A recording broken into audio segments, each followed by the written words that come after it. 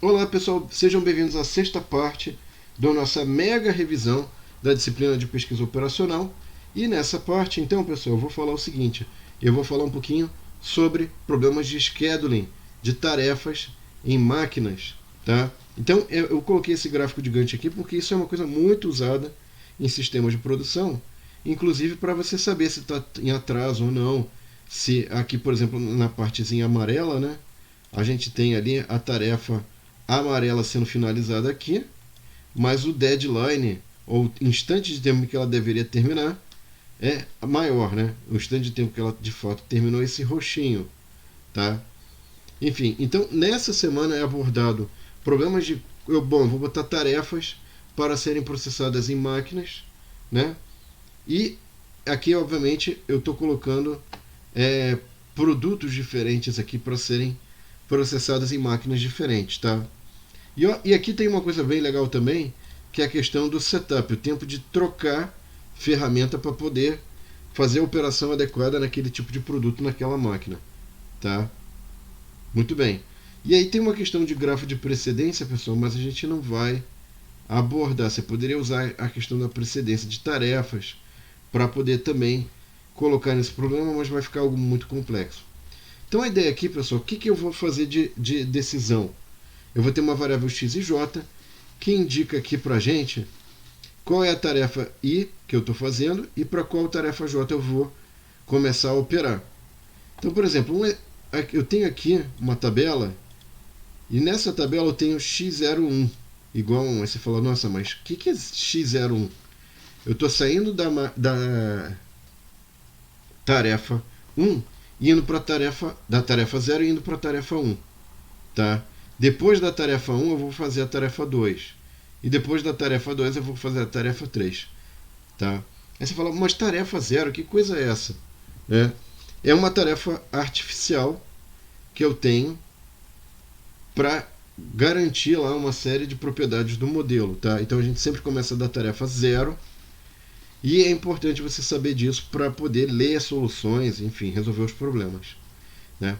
E aí o que acontece? Bom, como a solução, uma dúvida dos alunos é como uma solução se relaciona com as restrições de instante de término, tá?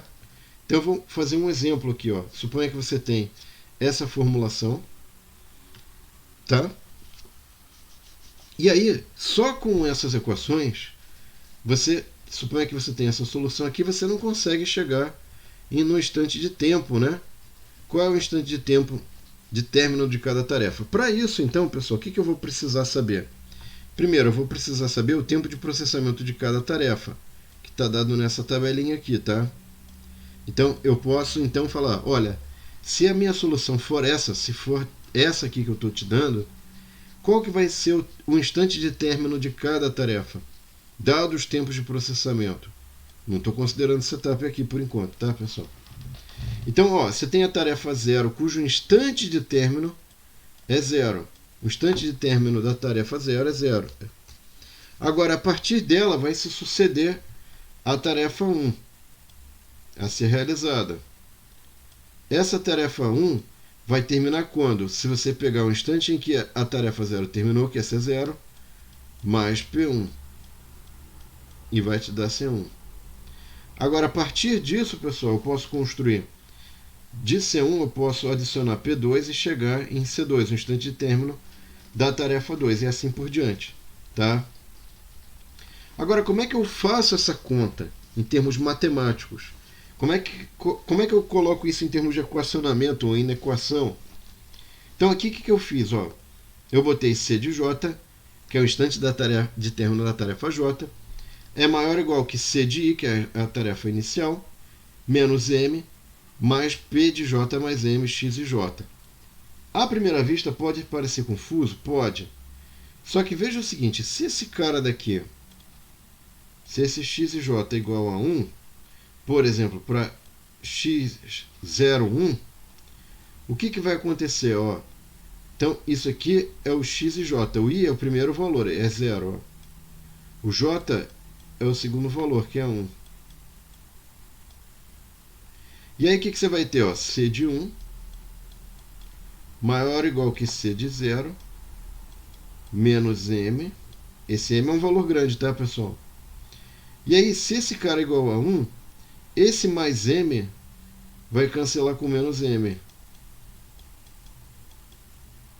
E aí, o que vai acontecer, pessoal? Cancelados os fatores, eu tenho que somar o instante de término da tarefa 1, vai ser o instante de término da tarefa 0, mais o tempo de processamento da tarefa 1.